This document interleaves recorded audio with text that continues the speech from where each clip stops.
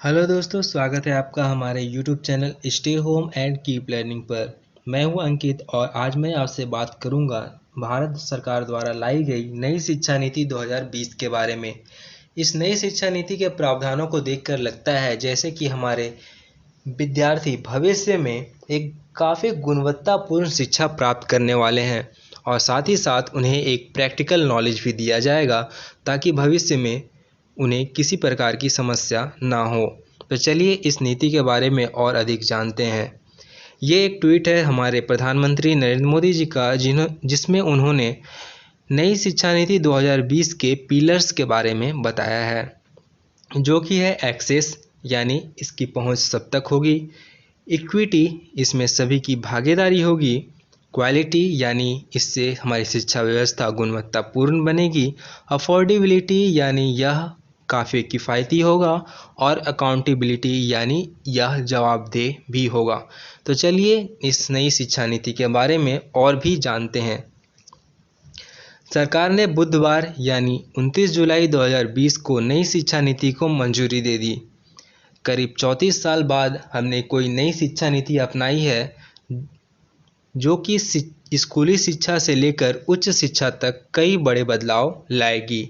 इसके तहत पाठ्यक्रम को मूल मुद्दों तक सीमित रखा जाएगा और पाठ्यक्रम में कौशल विकास जैसे विषयों को भी जोड़ा जाएगा।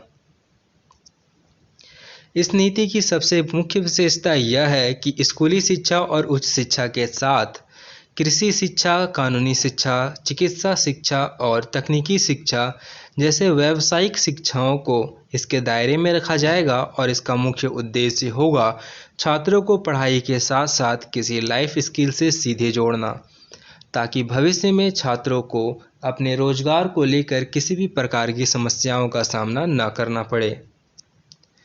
अभी तक आप आर्ट, म्यूजिक, क्राफ्ट, स्पोर्ट्स आदि योगा जैसे विषयों को सहायक पाठ्यक्रम या अतिरिक्त पाठ्यक्रम के रूप में पढ़ते आए हैं, जिससे कि विद्यार्थियों का इनके प्रति थोड़ी रुचि कम हो जाती है क्योंकि इनके अंक आपके रिपोर्ट कार्ड में नहीं जुड़ते हैं, जिससे विद्यार्थी किताबों के तरफ कुछ ज़्यादा झुके होते हैं और अपना ज़्यादा से ज़्यादा समय किताबों को देना चाहते हैं ताकि उनका रिजल्ट अच्छा आए।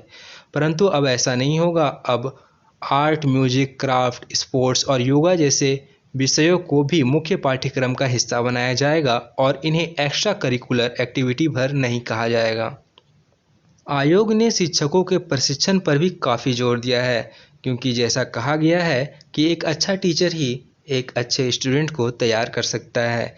इसलिए व्यापक सुधार के लिए शिक्षक प्रशिक्षण और सभी शिक्षा कार्यक्रमों को विश्वविद्यालयों या कॉलेजों के स्तर पर शामिल करने की सिफारिश की गई है। इसके अलावा अब बच्चों के रिपोर्ट कार्ड में लाइफ स्किल को जोड़ा जाएगा। जैसा कि आपने अगर स्कूल में कुछ रोजगार परक सीखा है तो इसे आपके रिपोर्ट कार्ड में जगह मिलेगी, जिससे बच्चों में लाइफ स्किल का भी विकास हो सकेगा। अभी तक रिपोर्ट कार्ड में ऐसा कोई भी प्रावधान नहीं होता था। पाठ्यक्रम में भारतीय ज्ञान पद्धतियों को शामिल करने के लिए राष्ट्रीय शिक्षा आयोग का गठन किया गया है, जो कि भारत की प्राचीन ज्ञान पद्धतियों को समग्रता के साथ शिक्षा से जोड़ने का काम करेगी। वहीं भारत में प्राइवेट स्कूलों द्वारा मनमाने तरीके से फीस बढ़ाने की काफ़ी समस्या है, जिसे दूर करने की भी सिफारिश की गई है ताकि अभिभावकों पर अपने बच्चों के पढ़ाई का अतिरिक्त बोझ ना पड़े। इस नीति के तहत सरकार द्वारा जो सबसे बड़ा बदलाव किया गया है वह है जीडीपी का 6% हिस्सा शिक्षा पर खर्च करना।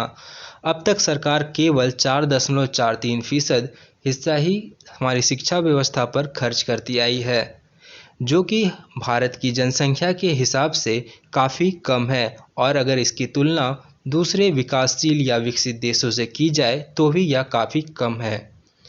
नई शिक्षा नीति ने बच्चों से बोर्ड परीक्षा का भार कम कर दिया है। वहीं उच्च शिक्षा के लिए एक नियामक तैयार किया गया है।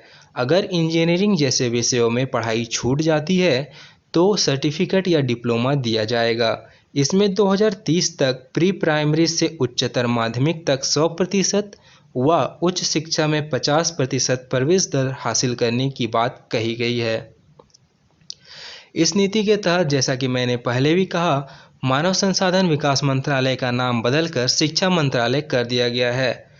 राष्ट्रीय शिक्षा नीति को हमने पिछली बार 1986 में अपनाया था और इसमें अंतिम बार 1992 में संशोधन किया गया था। नई शिक्षा नीति के लिए भारत सरकार ने 2 समितियां बनाई थी, जिसमें एक 2015 में TSR सुब्रमण्यम समिति थी, जिन्होंने 2016 में अपनी रिपोर्ट पेश की थी। वहीं दूसरी 2017 में डॉक्टर के कस्तूरीरंगन समिति बनाई गई थी, जिसने 31 मई 2019 को अपनी रिपोर्ट पेश की। उच्च शिक्षा में प्रमुख सुधारों में 2035 तक 50% सकल नामांकन अनुपात का लक्ष्य रखा गया है। इसमें एकाधिक प्रवेश या निकास का प्रावधान शामिल है। उच्च शिक्षा के पाठ्यक्रमों को कुछ इस तरह तैयार किया जाएगा जिसमें छात्र कोर्स को बीच में बदल सकते हैं।